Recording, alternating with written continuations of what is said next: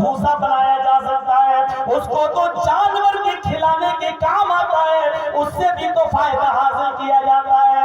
ارے گٹھلی کے بھی نہیں، گٹھلی کے اوپر ہلکا سا پرت ہوتا ہے، ہلکا سا چھلکا ہوتا ہے، آپ ناخن ماریں گے تب وہ نکلے گا۔ فرمایا یہ اس چھلکے کے بھی مالک نہیں ہے، والذین تدعون من دونہ ما یملکون من قطمیر۔ کھجور کو چھوڑو، کھجور کی گٹھلی بھی چھوڑ دو، کھجور کی گٹھلی کے چھلکے کے بھی مالک نہیں ہے۔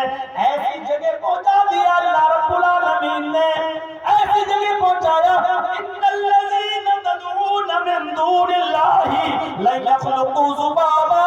اللہ کو چھوڑ کر تم جن کو پکارتے ہو یہ سب مل جائیں، ولو اجتمعوا لہ، سب مل جائیں۔ اللہ کو چھوڑ کر تم جن کو پکارتے ہو یہ ایک مکھی بھی پیدا کرنے کی طاقت نہیں رکھتے، ولو اجتمعوا، سب کی سب جمع ہو جائیں، کشمیر سے کنیا کماری تک، بریلی سے بغداد تک، پوری دنیا کے سارے اکٹھے ہو جائیں، یہ سب مل جائیں تو ایک مکھی بھی پیدا کرنے کی طاقت نہیں رکھتے ہیں۔ ارے مکھی پیدا کرنا تو دور، مکھی تھوڑی سی کوئی چیز ان سے لے کر چلی جائے، مٹھائی سے کچھ تھوڑا سا رس، تھوڑا سا شیرہ چوس لے، تھوڑا سا شکر کا ایک دانہ، چینی کا ایک دانہ لے جائے، اللہ کہتا ہے وَإِن يَسْلُبْهُمُ الذُّبَابُ شَيْئًا لَا يَسْتَنقِذُوهُ مِنْهُ۔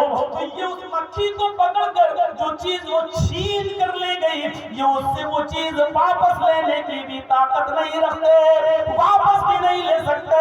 اب بہت سے لوگ کہیں گے مولانا یہ بات تو اللہ تعالیٰ نے پتھر کی مورتیوں کے لیے کہی ہے، یہ بزرگوں کے لیے نہیں کہی ہے، یہ نیک بندوں کے لیے نہیں کہی ہے، یہ پتھر کی مورتیوں کے لیے کہی۔ اللہ جانتا تھا کہ ایسے لوگ پیدا ہوں گے جو کمیاں نکالیں گے، جو کہیں گے پتھر کی مورتیوں کے لیے کہی، اس لیے اللہ نے صاف صاف کہہ دیا ہے ان الذین تدعون من دون اللہ عباد امثالکم۔ اللہ کو چھوڑ کر تم جن کو پکار رہے ہو وہ پتھر کی مورتیاں نہیں ہیں، وہ تمہارے ہی جیسے بندے ہیں، عباد امثالکم، وہ تمہارے ہی جیسے بندے ہیں۔ تم پتھر کی مورتیوں سے بیٹا بیٹی نہیں مانگ رہے ہو، اپنے ہی جیسے بندوں سے بیٹا بیٹی مانگ رہے ہو۔ اللہ نے کہا عباد امثالکم، وہ تمہارے ہی جیسے بندے ہیں۔ پتھر کی مورتیوں کے بارے میں یہ قرآن کی آیت نازل نہیں ہوئی ہے، بلکہ یہ بزرگوں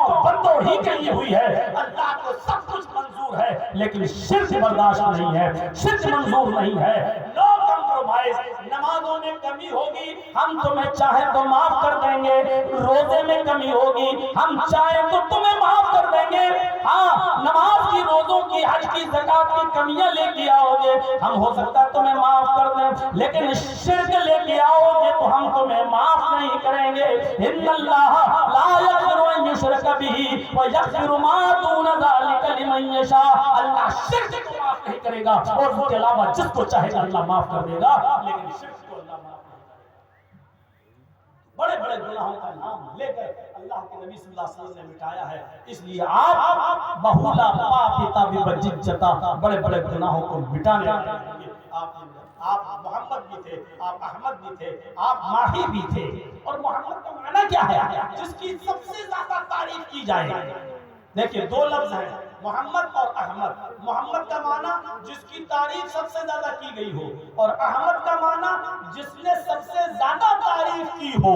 دو لفظ یاد رکھیے گا، محمد جس کی تعریف سب سے زیادہ کی گئی ہو، اور احمد کے معنی جس نے اللہ کی تعریف سب سے زیادہ کی ہو۔ یہ دونوں نام محمد پر پھر بیٹھتے ہیں صلی اللہ علیہ وسلم۔ اللہ کے نبی کی تعریف سب سے زیادہ کی گئی، انسانوں میں، مخلوقات میں سب سے زیادہ کس کا نام لیا گیا؟ محمد رسول اللہ صلی اللہ علیہ وسلم کا۔ آپ صبح اٹھتے ہیں، آپ دیکھیے صبح آپ کھلی، آپ کیا پڑھیں گے؟ الحمدللہ الذی احیانا بعد ما اماتنا والیہ النشور۔ یہ صبح اٹھتے ہی آپ کی دعا شروع ہو گئی ہے۔ اب آپ دیکھیے، اب آپ صبح اٹھنے کے بعد سب سے پہلے وضو بنائیں گے، بسم اللہ، جب بسم اللہ کہہ کر آپ وضو بنائیں گے تو وضو کے بعد کی جو دعا پڑھیں گے اس میں محمد رسول اللہ کا نام لیں گے۔ کیا کہیں گے؟ اشہد ان محمدن عبدہ ورسولہ۔ اللہ کے نبی کا نام. کتنا نام لیا جاتا ہے. پوری دنیا کا مسلمان وضو کے بعد کی دعا پڑھتا ہے اور نہ پڑھتا ہے تو یاد آنا چاہیے نبی کا نام. اب اذان کے الفاظ ادا ہو رہے ہیں. اللہ اکبر اللہ اکبر اشہد ان لا الہ الا اللہ. آواز آتی ہے او میرے بندے تو نے میری کبریائی کا اعلان تو کر دیا. اللہ اکبر او میرے بندے تو نے میری کبریائی کا اعلان تو کر دیا. اشہد ان لا الہ الا اللہ او میرے بندے تو نے میری وحدانیت کا اور میری توحید کا اقرار تو کر لیا. لیکن ابھی میرے نبی کی رسالت کا اقرار نہیں ہوا ہے. اے میرے بندے تیری اذان اس وقت تک مکمل نہیں ہوگی جب تک کہ تم میرے نام کے ساتھ ساتھ میرے حبیب کا میرے مصطفیٰ کا نام نہیں لے گا.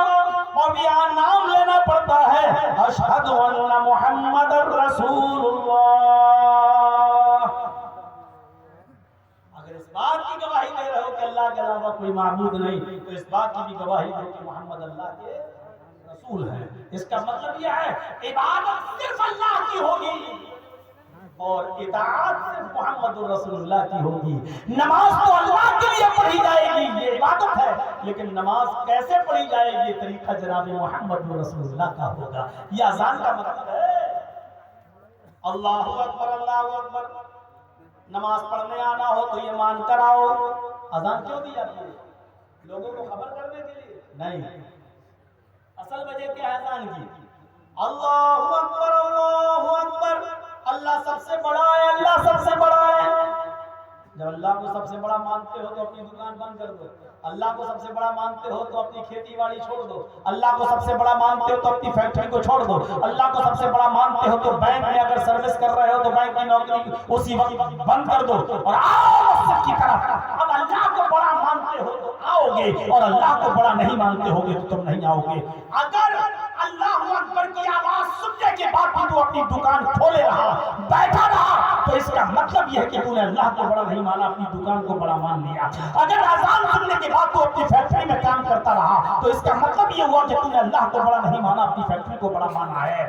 اللہ اکبر کی آواز سن کر تو کھیت اپنا جوتتا رہا ہل چلاتا رہا تو اس کا مطلب یہ ہوا کہ تو نے اللہ کو بڑا نہیں مانا ہے. تو نے اپنے کھیت کو اور اپنے کاروبار کو بڑا مانا ہے. اللہ کو اگر بڑا مانا ہوتا تو سب کچھ بند کر دیتا اور مسجد میں. یہ ہے اللہ اکبر کا معنی. اور دو بار کس نے؟